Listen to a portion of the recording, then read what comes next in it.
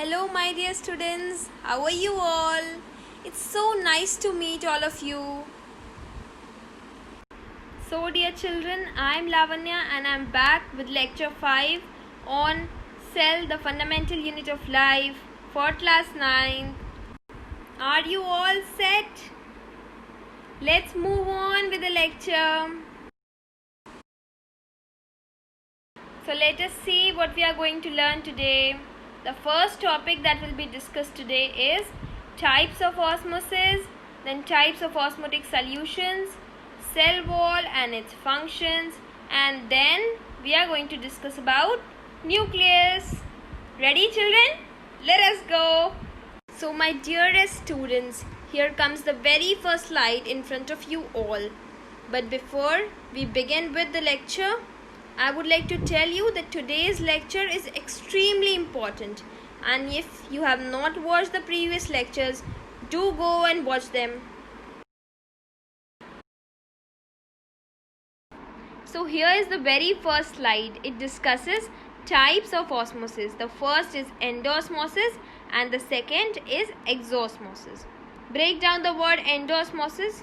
You will get endo and osmosis. Endo means inside, andar aana, something is coming inside, right? Exo, something is leaving, something is going outside. In osmosis, what comes inside and what goes outside? It is the water. Yes. So endosmosis is the entry of water into the cell system, whereas exosmosis is the exit of water from the cell system.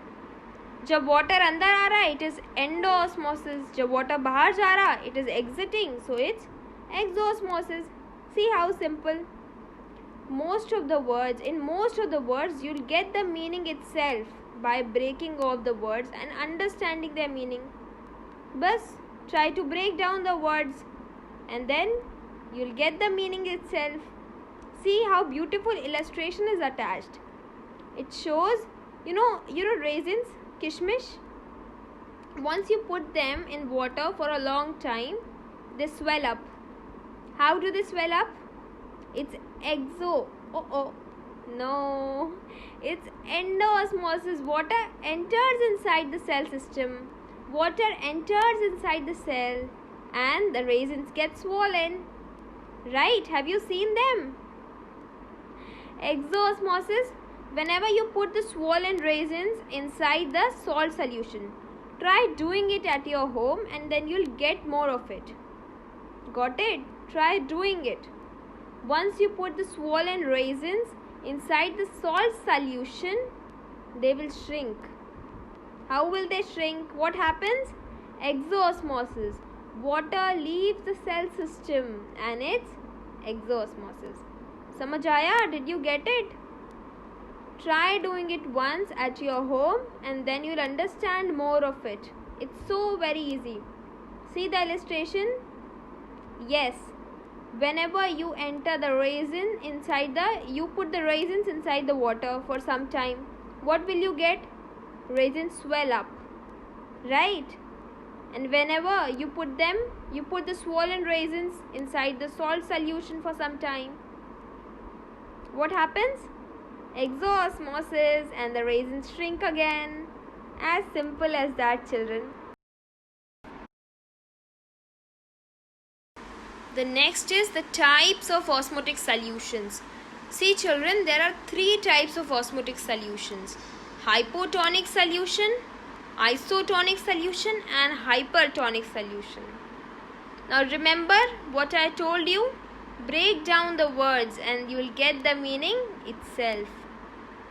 Break down the word hypotonic. Hypo and tonic. Hypo means less. Iso is same and hyper is more. Got it? Hypo means less, iso means same, and hyper means more. So a solution which has lower osmotic concentration than the other solution is called hypotonic solution. Got it? Hypotonic solution is a solution which has lower osmotic concentration compared to other solution. See, all these terms, hypotonic, hypertonic, isotonic, is all relative. It is related. It's our relative terms. It is related to two concentrations. When you compare two concentration, you use these terms. Hypotonic, when the osmotic concentration of the solution is less than that of other solution. Iso is same. So iso means same. So what will be the definition? It will be the osmotic concentration of the solution is same as that of other solution. Hypertonic, the osmotic concentration is more than that of other solution. Got it? In hypotonic solution, as you can see, the movement of water is from outside to inside. हमने osmosis में क्या पढ़ा था? Movement कहाँ से कहाँ होती है? High concentration to low concentration. हमने ऑस्मोसिस में यही पढ़ा था कि movement happens from high concentration to low concentration. तो हाई कंसंट्रेशन कहाँ की है? आउटर अदर सॉल्यूशन की है. और लो किसकी है? हमारी सॉल्यूशन की है, हाइपोटोनिक सॉल्यूशन की है. तो water enters the cell, right. Water will enter the cell. High से लो जाएगा. हाइपरटोनिक में क्या होगा? It exits the cell. तो सेल कैसी हो जाएगी? श्रिंक कर जाएगी, राइट. वाटर सेल से बाहर चला जाएगा, हाई टू लो. आइसोटोनिक में क्या होगा?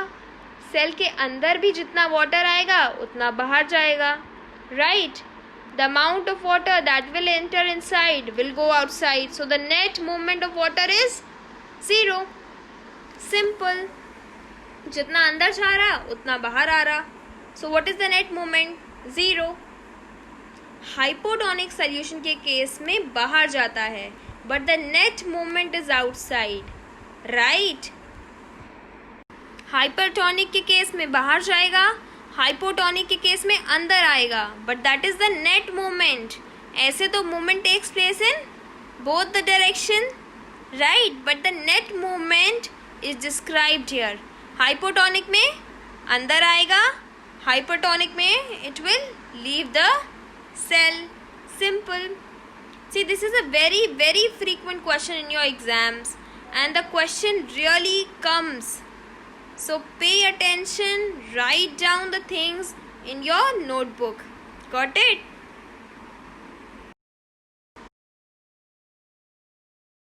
The next slide says cell wall. Cell wall is a rigid, semi-elastic, permeable and supportive wall outside the plasma membrane. Is it present in all types of cells? No. It is present in plant cells, some fungi, bacteria and some protists also. What is worthy to note here is that it is not present in animal cells. Plant cell wall is not present in animal cells. Yes. In plants it is made up of cellulose. In fungi it is made up of chitin, that is also called fungal cellulose. Perfect. It is made up of cellulose in plants. It is made up of chitin, that is fungal cellulose in fungus, right.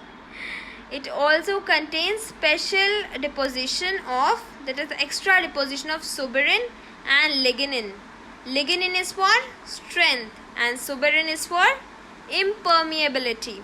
Why impermeability? Just before a few seconds I told you that the cell wall is permeable, but it should not be permeable to everything, right.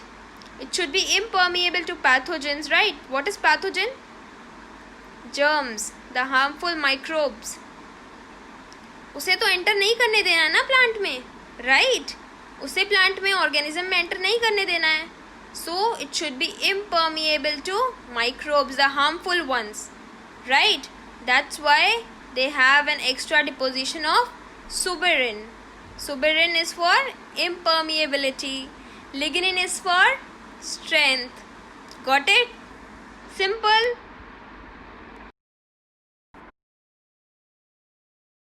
Next we are going to discuss the functions of the cell wall. The first function it provides shape to the cell.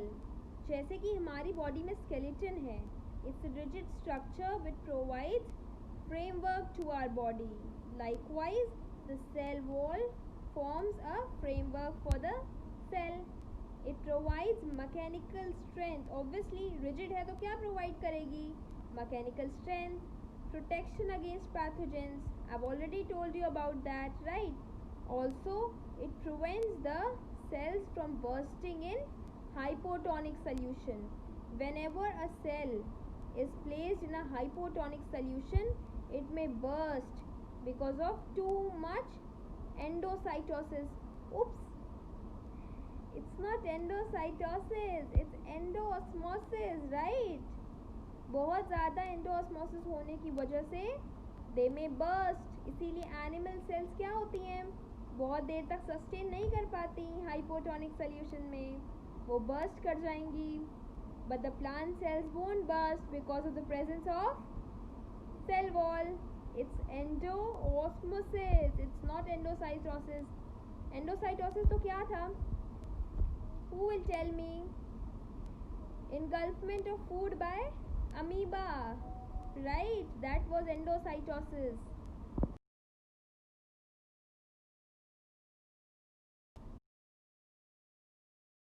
So children, here we come to the end of the lecture part. But today, in the place of quiz, we have some questions for you to solve. And I want each one of you to comment the answers below in the comment section. I'll be waiting for your answers, okay? So the first question is, what is the purpose of lignin deposition on the cell wall? First question is, what is the purpose of lignin deposition on the cell wall? The second question is, animal cells will burst if put in dash solution. Animal cells will burst if put in dash solution. I want all of you to answer down in the comment section. Cell wall is absent in which cells? Next is, nucleus is absent in dash. You have to fill in the blank. Then we have two short questions, that is, describe 3 functional regions of cells. You have to describe the 3 functional regions of cells, and for that you have to revise all of the previous lectures. Justify the statement, cell is a structural and functional unit of life. You have to justify the title of the chapter, right? So I'll be waiting for all of your answers in the comment section. Do write down it to me.